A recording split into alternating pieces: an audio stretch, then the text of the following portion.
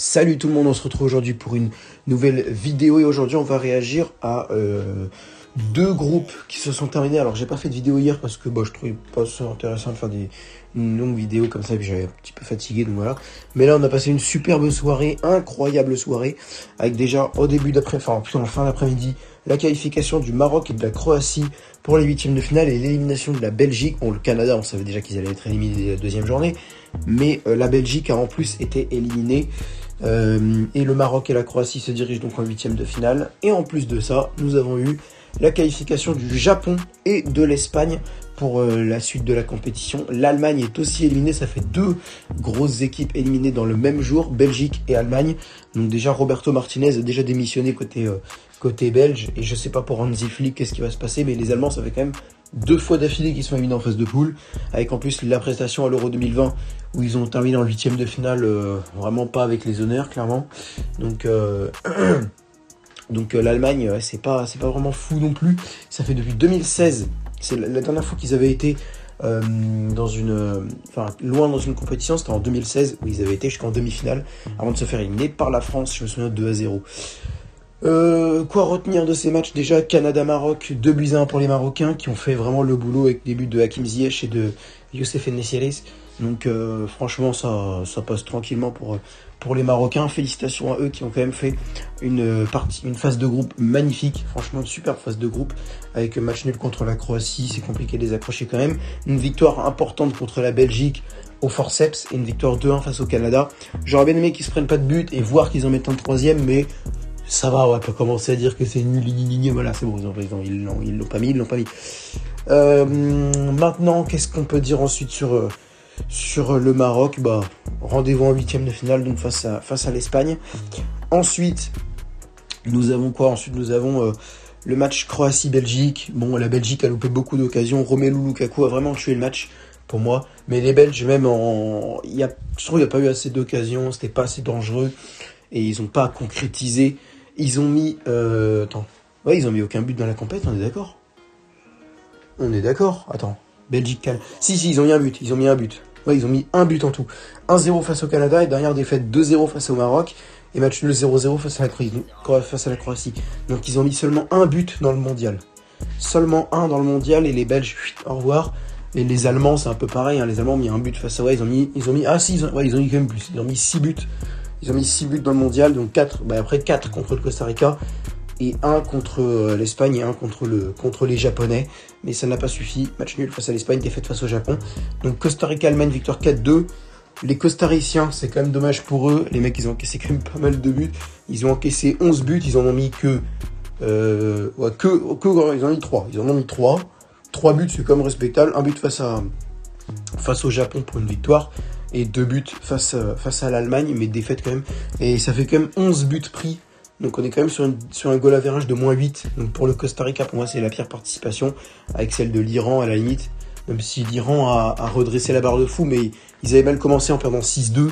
Après, ils ont redressé la barre en gagnant face au Pays de Galles et en perdant de peu face aux États-Unis. Mais franchement, l'Iran, franchement, l'Iran ça va encore, mais le Costa Rica, le Costa Rica, c'est pas flamboyant. Et Japon-Espagne, il faut en parler, la victoire 2-1 des Japonais face à l'Espagne. Je suis très content pour les Japonais, c'est une équipe que j'aime beaucoup, je suis content de les voir aller en huitième de finale. Japon-Croatie, donc on prie pour la victoire du Japon. On espère que le Japon, moi en tout cas j'espère que le Japon va s'imposer et filer en quart de finale. Ce serait grave cool une victoire du Japon franchement ouais, ça serait grave bien. Une victoire du Japon qui a gagné franchement avec les honneurs, hein, face à l'Espagne, avec encore un but d'Olitsu Doen.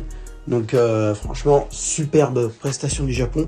Alors, les mecs ont battu l'Allemagne, ont battu l'Espagne, mais n'ont pas réussi à gagner face au Costa Rica. Ça fait un petit peu chier, je pense, pour eux, parce qu'avec une victoire ou un match nul face au Costa Rica, ils auraient pu sceller le sort de l'Allemagne dès la deuxième journée, dès dimanche dernier, 11h du matin.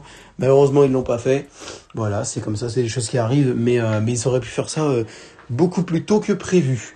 Maintenant, demain, groupe G à 16h, on retrouve Ghana, Uruguay et Corée du Sud, Portugal. Et à 20h, on retrouvera le match Brésil-Cameroun et Serbie-Suisse pour les 4 derniers matchs des phases de poule de la Coupe du Monde. Et après, ce sera les 8e de finale à partir de samedi après-midi avec Pays-Bas, États-Unis. J'espère pouvoir le faire en live. Je suis encore malade, mais j'ai failli faire Japon, Espagne, Allemagne, Costa Rica. Finalement, je suis content de ne pas les avoir fait. Mais j'espère samedi pouvoir faire le match